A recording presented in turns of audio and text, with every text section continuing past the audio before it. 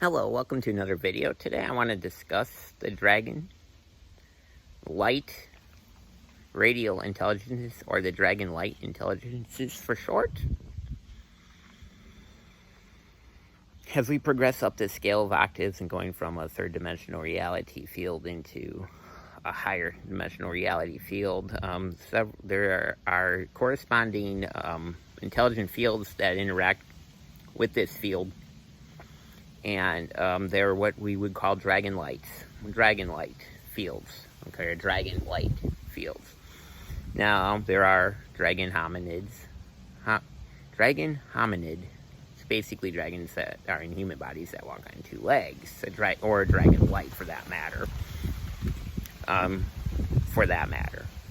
I consider myself a dragon light, so incarnated with the dragon intelligence light codes, or the dragon radial streams of information exalting from the hosted star world of Alphard. That's where I consider my origin source to be, of my soul at the moment at least, into that context that we speak of, which is that. Today we're going to talk about the dragons. Actually, these are organic dragons. And the organic dragon intelligence is vastly different than the synthetic dragons, the ones that are more or less hybridized by their own designs and modifications, which true dragons take their energy. It takes millions of years to evolve into the higher planes, or into what we would call the angelic hosted levels of the radial light fields. What I mean by the angelic hosted levels is then we start taking our energy and going into the reality fields of the angels, and becoming that light, radiant light itself, the radiant light expression itself of it. There are many expressions of radial and star light and star consciousness codes that expresses themselves or itself through the human host vehicle. That's what we will refer to it in this video as the human host vehicle. Now, as we progress through what I consider to be the wheel of life, or the circle of life through the year, we can interact with multiple Star World consciousnesses, or Star World radial light intelligences, or Star World radial light codes. And these light codes, or light intelligences that are behind these, come up within the zodiac procession of the year, within that procession. And right now, the dragon intelligences are making themselves known again from the Hydra system. That's interesting because notoriously right now, according to the alignments, we're not really in the Hydra season. It's about around summertime. But the dragons I'm getting are the ones we have been getting are with what we would call the winter dragons. Okay, those would be there's your white dragons, to give you an example, the black dragon, and other types, just to give an example of them. There's other spectrums, like the blues come out, and then you have I would consider them also to be tied into the holiday dragons, more or less. And that is really making itself known onto Earth right now. And the dragon intelligence, or the dragon light wishes to express itself. That is not what humanity's mythology depicts that it is. This is what I'm getting guided to tell you today. This is not what their intelligence design is.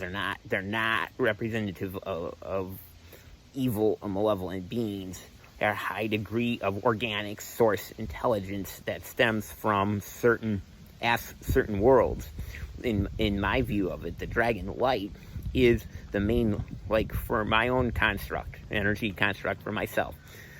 I have dragon light and then the serpent with it together, and a singular body. So there's the dragon and the serpent interacting together, and we've talked about this before, where the dragon force is the twin aspect to the water snake, or the the water force, or the water serpent. The dragon force is the twin aspect to the water. It's the serpent. The dragon being sun, the water being moon. And I feel intrinsically connected to both. And you could say that that's a combination of being a dragon and a snake. Dragon and a serpent. Serpent dragons typically hail from Hydra anyway.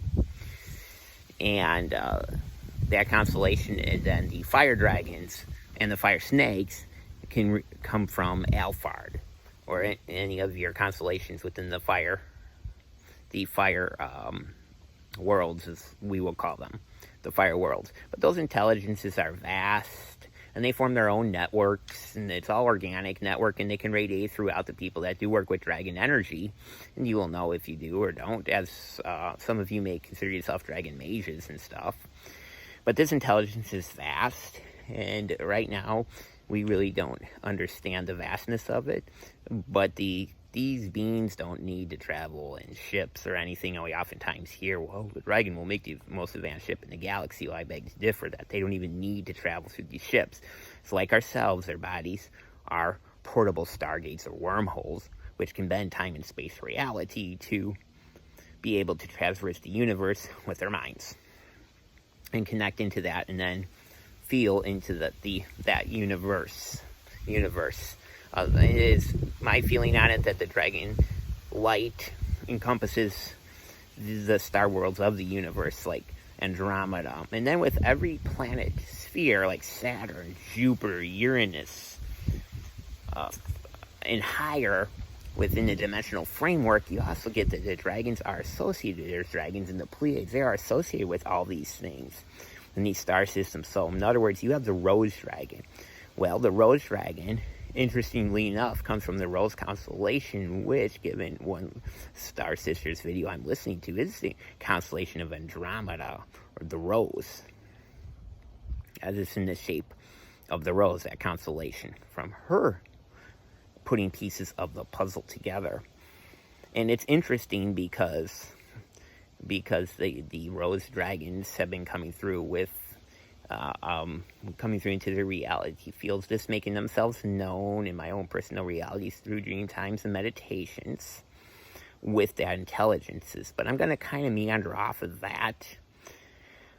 We've also been having a lot of connections to water lately. Oceana, the spirit of the ocean, or Oceana, she has been coming into dreams lately, interweaving her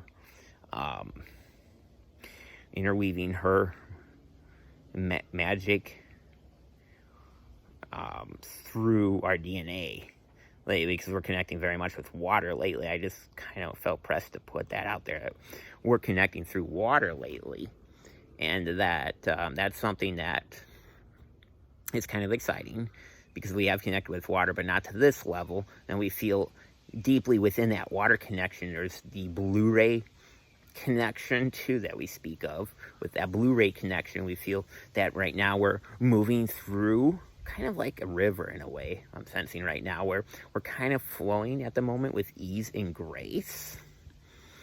And in the Blu-ray can definitely work and connect with the blue majestic dragons. Within that spectrum, you have the blue dragons, the crystal blue dragons, the diamond blue dragons. So there's spectrums up and down, or up and down within the context of the dragon's intelligences and stuff. I just kind of want you to note the background today. It's a very beautiful, gorgeous day here. Behind me is a mini Cavendish banana plant. Banana grove behind me is a mini Cavendish banana grove. And they do very well here. I know it's kind of getting off topic, but it's just kind of where the energy is trending towards right now. I'm feeling very much, I'm standing right now in our garden space here. This, to me, feels like it's a very magical space. And I'm standing on, you can't see it, but it's a cement slab where a shed used to be, and then we tore that down. But I was just feeling guided to do a video. I'm not sure which direction that came in, but it's kind of a little bit all over the place. But the connection to the ocean is running deep, since we live in a state where the ocean's on three sides. So you have the Gulf of Mexico on one side, and then on the other side you have the Atlantic Ocean, which hosts a lot of memories but just feeling very flowing lately, very creative, a little more creative than usual, like with writings and stuff. There is some inspiration coming through, and that's the video for now. And until next time, I send you much love and light, and wherever your journey in this life brings you, may it be a blessed one. Bye for now.